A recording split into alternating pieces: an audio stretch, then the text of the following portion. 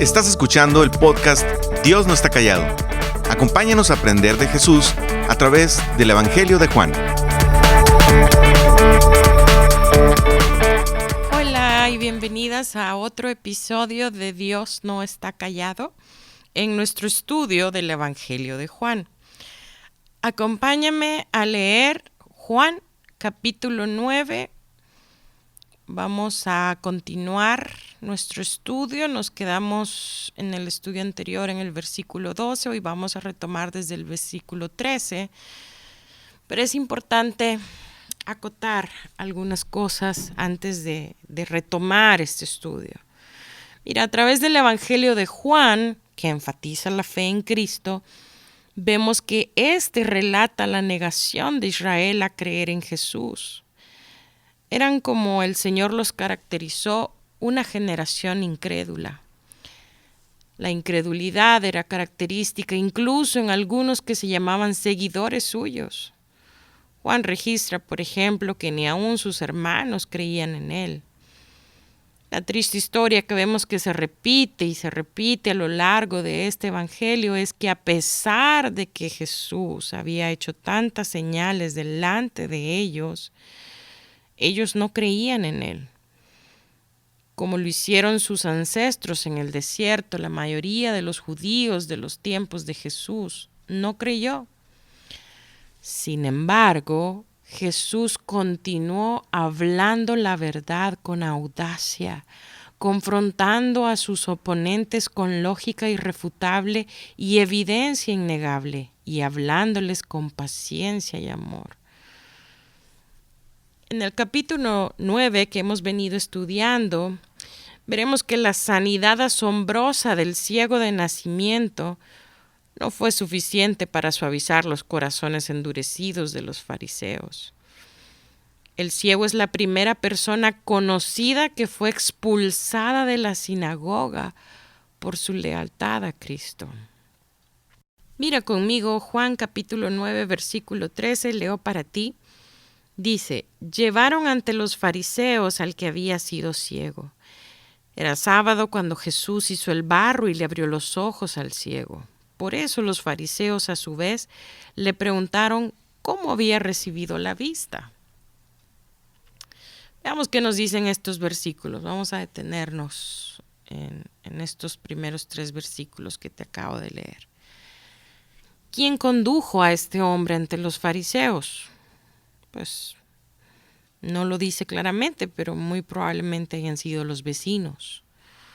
¿Cuándo fue llevado? Probablemente no el día de reposo, sino un poco después. Y esto lo inferimos por lo que hemos leído y lo que a continuación vamos a seguir leyendo el relato. Pero ¿por qué fue llevado ante los fariseos? El texto no lo dice explícitamente, pero él mismo sugiere en el versículo 14 que porque éste fue sanado en sábado. Y vemos que una vez delante de ellos, de los fariseos, estos le cuestionaron cómo había recibido la vista. Y mira lo que él responde, versículo 15, la última parte del versículo 15 dice, Él les dijo, me puso lodo sobre los ojos y me lavé y veo. Si te das cuenta, el hombre es muy conciso en el relato del milagro. Sin embargo, como te leo a continuación, mira lo que nos sigue relatando estos versículos. Algunos de los fariseos comentaban, ese hombre no viene de parte de Dios porque no respeta el sábado. Otros objetaban, ¿cómo puede un pecador hacer semejantes señales? Y había desacuerdo entre ellos. Por eso interrogaron de nuevo al ciego. Mira, es interesante esto, no lo pierdas de vista. Aquí tenemos 2 pensamientos o argumentos que los podemos ver así en 2 premisas.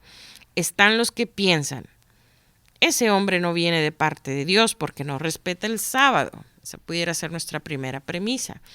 Premisa mayor, todos los que vienen de Dios guardan el día de reposo. Premisa menor, este hombre, Jesús, no guarda el día de reposo, Conclusión, este hombre no es de Dios. Esto es entre una de las ideas en las que se debatían. Luego, otros decían, ¿cómo puede un hombre pecador hacer estas señales? Mira, la premisa mayor detrás de esta pregunta es, solo los que son de Dios, o los que no son pecadores, pueden dar la vista a los ciegos de nacimiento, o pueden hacer tales señales.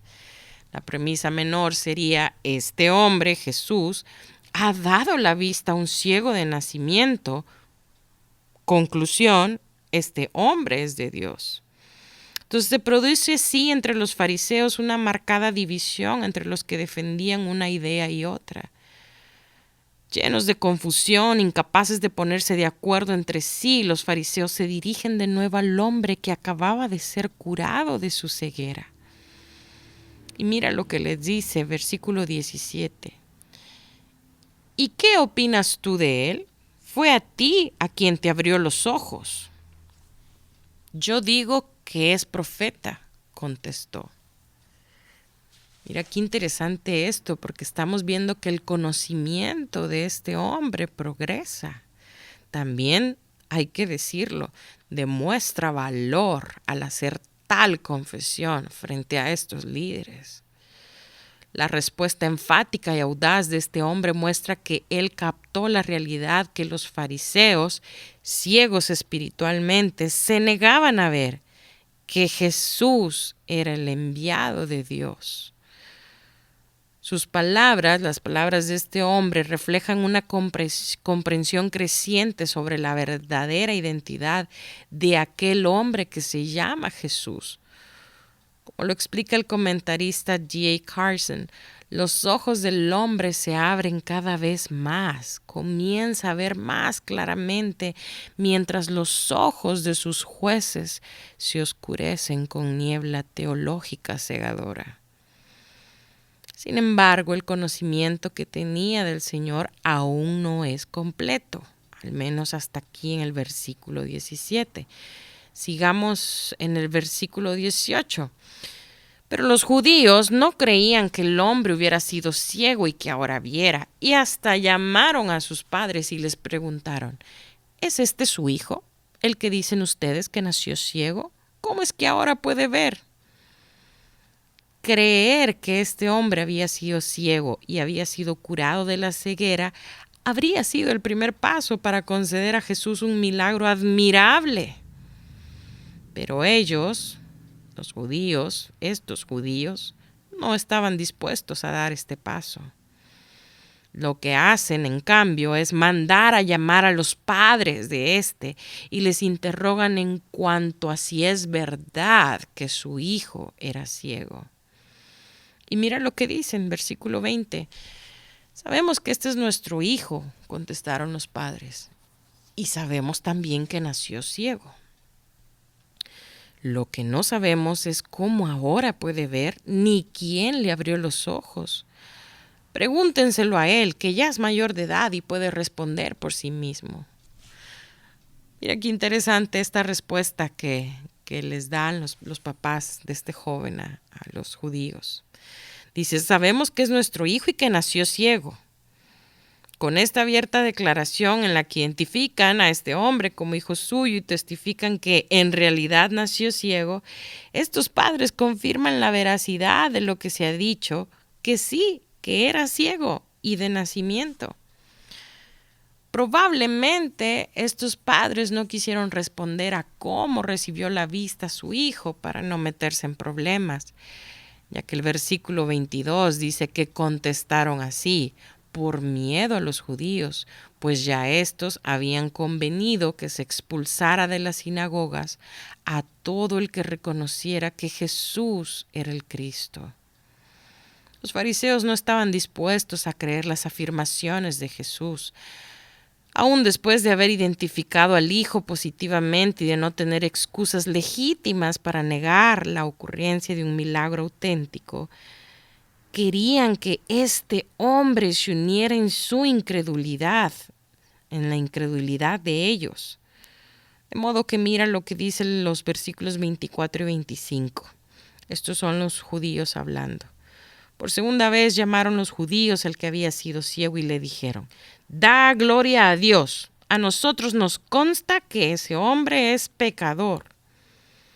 Mira, al decir da gloria a Dios, ellos le insistían en que le diera el mérito a Dios, exigiendo que no le dieran mérito a ese hombre Jesús por su sanidad.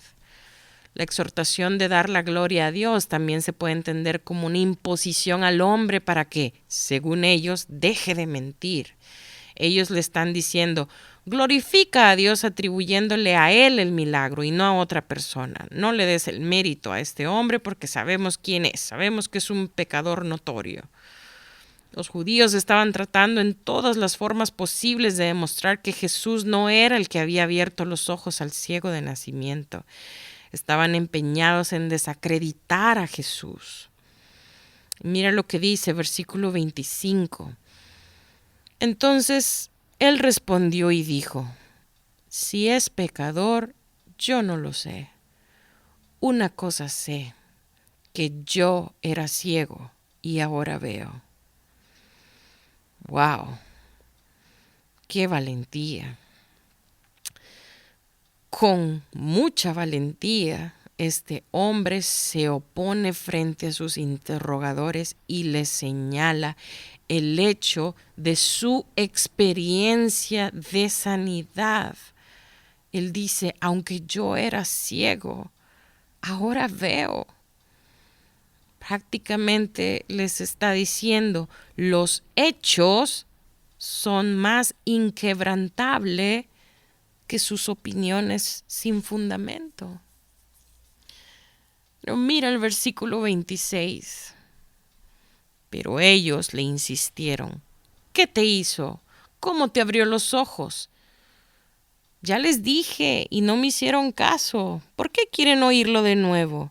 ¿Es que también ustedes quieren hacerse sus discípulos?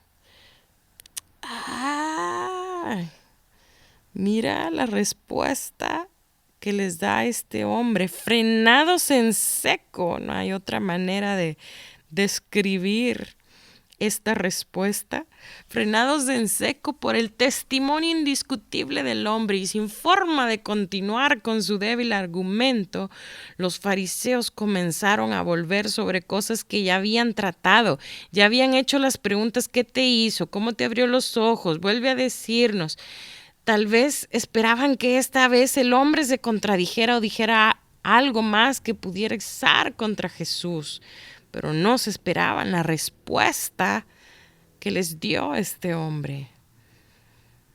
En el versículo 27 les dice: les respondió: ya se los he dicho y no habéis querido oír. Es evidente que este hombre está perdiendo la paciencia. Le desagrada este procedimiento tedioso. Y como lo leímos hace un momento, les dice: ¿por qué quieren oírlo otra vez? ¿Es que acaso también ustedes quieren hacerse sus discípulos? Exasperado como era comprensible por este interrogatorio de los fariseos y el sesgo obvio, el hombre sanado les responde: ya les dije, ¿cuántas más veces quieren que les conteste? ¿Es que también ustedes quieren volverse parte de sus seguidores? Mira la respuesta en los versículos 28 y 29. Y le insultaron y dijeron: tú eres su discípulo, pero nosotros discípulos de Moisés somos.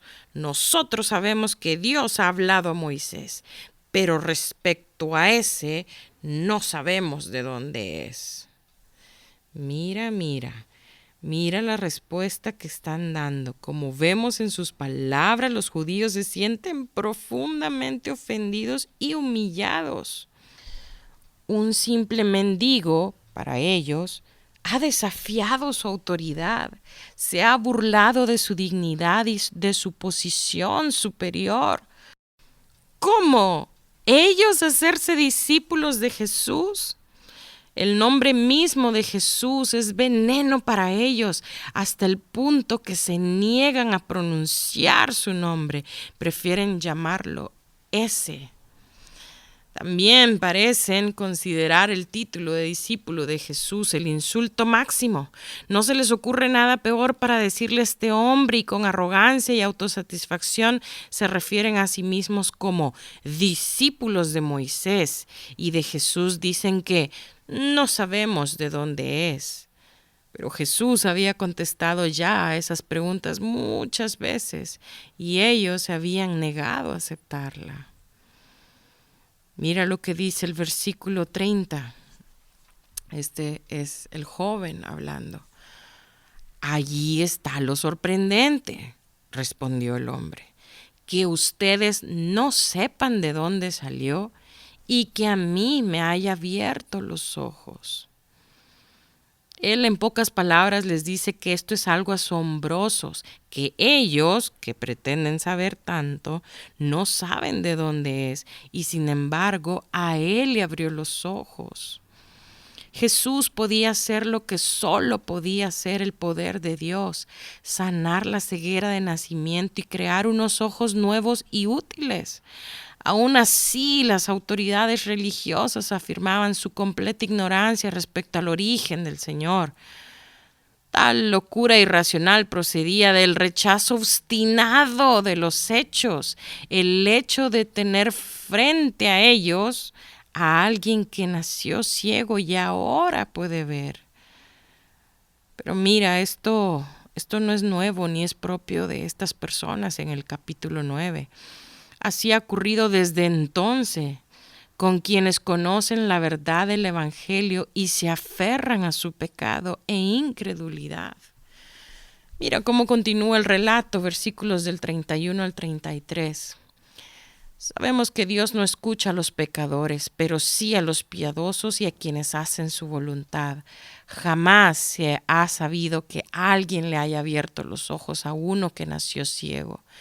Si este hombre no viniera de parte de Dios, no podría hacer nada. Estas son palabras del joven que acaba de ser sanado. La conclusión irrefutable a la que él llega es: si Jesús no viniera de Dios, nada como esto podría ser. Ahora, los fariseos, incapaces de responder a la lógica irrefutable del hombre y enfurecidos porque él presumiera que podía enseñarles, recurrieron a gran cantidad de ofensas personales contra él. Le dijeron con desprecio, versículo 34, tú que naciste sumido en pecado, ¿vas a darnos lecciones? Y lo expulsaron.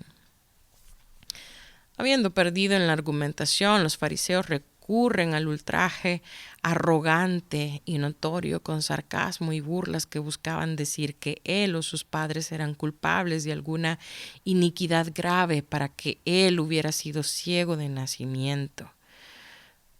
Pero observa esto, no pierdas ni pases por alto el siguiente detalle. Irónicamente, a pesar de sus palabras de menosprecio, admitieron el hecho de que quien ahora veía había nacido ciego, un punto que antes ellos habían negado. Que un tipo tan vil para ellos tomara sobre sí el enseñar a personas tan dignas como ellos, según ellos, fue repugnante, por lo que, como nos dice el texto, lo terminaron expulsando, es decir, lo echaron del edificio y de la comunión religiosa de Israel. En este episodio hemos estudiado los versículos 13 al 34 del capítulo 9 de Juan, donde se nos relata la sanidad de un ciego de nacimiento.